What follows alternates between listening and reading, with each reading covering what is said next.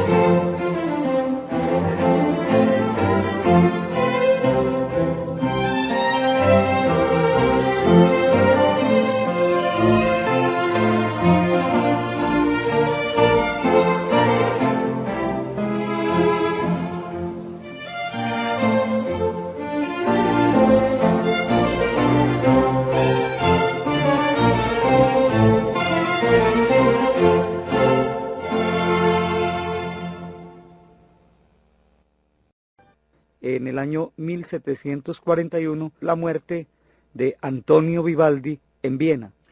En realidad la música de Antonio Vivaldi fue ignorada por más de un siglo después de su muerte, y tal vez lo único que lo sostuvo y lo mantuvo fue la devoción que por él sintió Juan Sebastián Bach. Este señor, Antonio Vivaldi, el cura rojo, como se le llamó, está considerado como una de las figuras del barroco al lado de Bach, de Händel y de Rameau, y son indudablemente es uno de los grandes genios del siglo XVIII.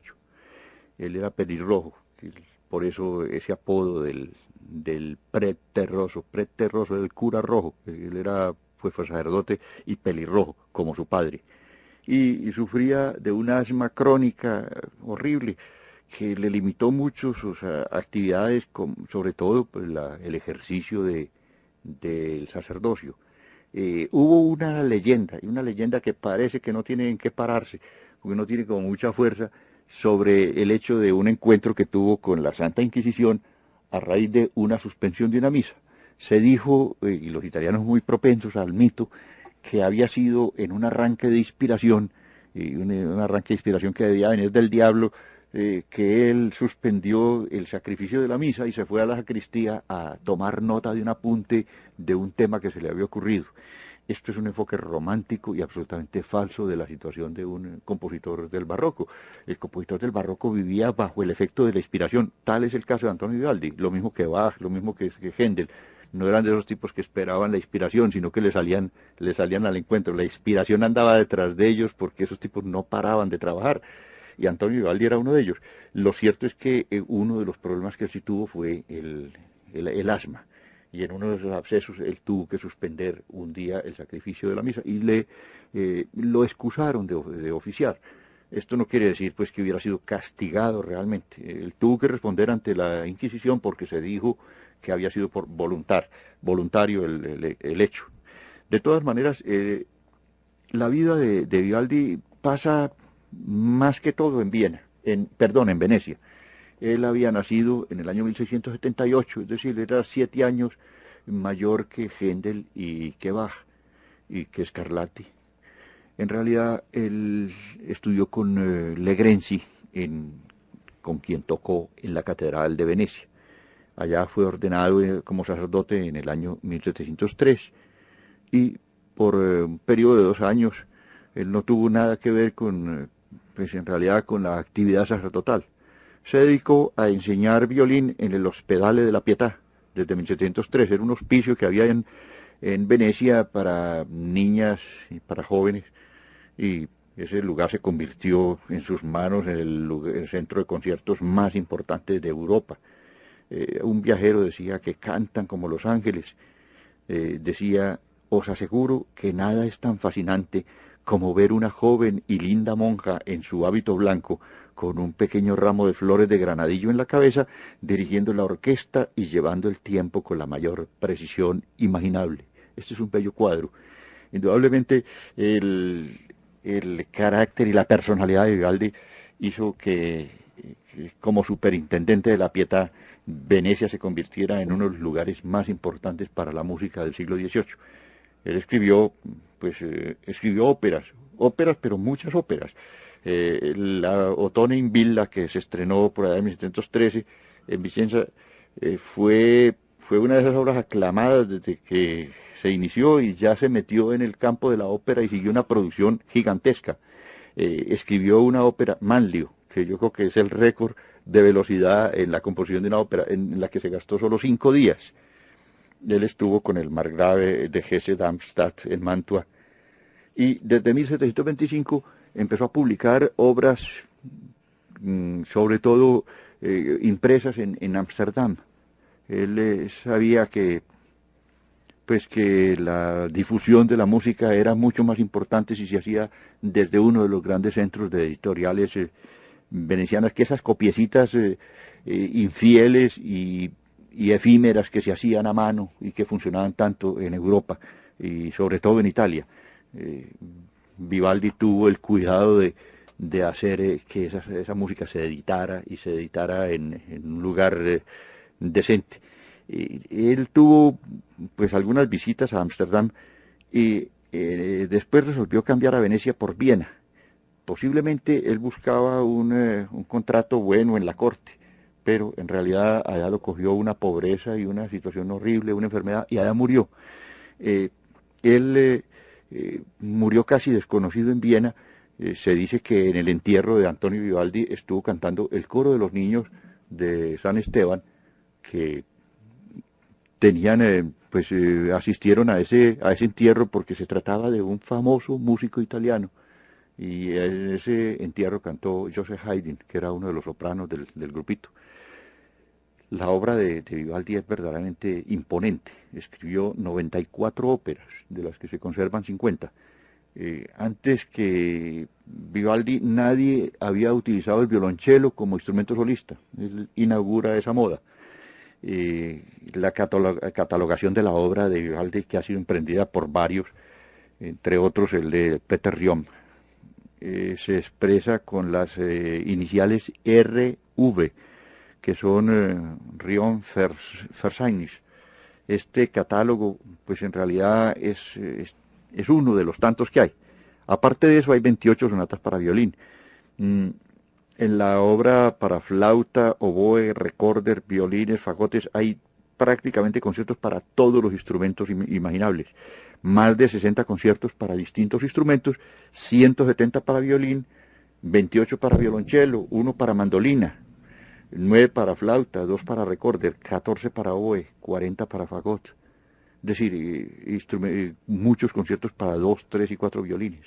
Aparte de eso, le sobró tiempo para hacer el oratorio Judith Triunfante, un Kyrie para doble coro extraordinario, una misa que anda perdida y solo conocida en fragmentos, que debió haber sido conocida por Bach, que tiene exactamente la estructura musical que tiene la misa en si menor de Bach. Escribió 3 glorias, el Dixit Dominus, magnífica, Stabat Mater. En todo caso, Vivaldi tuvo un gran admirador que lo compensa de todos los desprecios y todas las expresiones descomedidas que tuvieron otros músicos contra él, y fue la admiración de Juan Sebastián Bach, quien transcribió para órgano muchos de los conciertos de violín de Antonio Vivaldi. Vamos a recordar a Antonio Vivaldi con una selección de su música. Antonio Vivaldi, decíamos, murió el 26 de julio del año 1741 en Viena.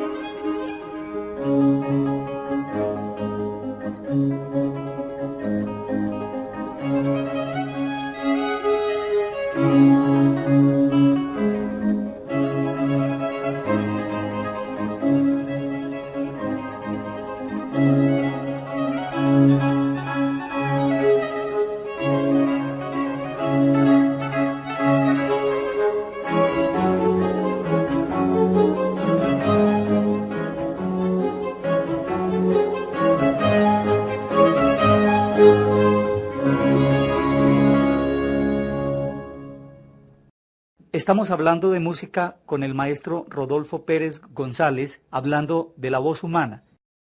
Y tenemos un norteamericano que también hace cosas muy curiosas con la voz. Se trata de Bobby McFerrin. Él hace unas cosas que son muy curiosas. En realidad él utiliza la voz como, yo diría que como una orquesta, pues a veces le saca un partido extraordinario y son modalidades y resonancias muy peculiares y muy interesantes, porque en realidad es una de esos virtuosismos extraños dentro de la música vocal. Vamos a escuchar precisamente a Bobby McFerrin en una de estas interpretaciones.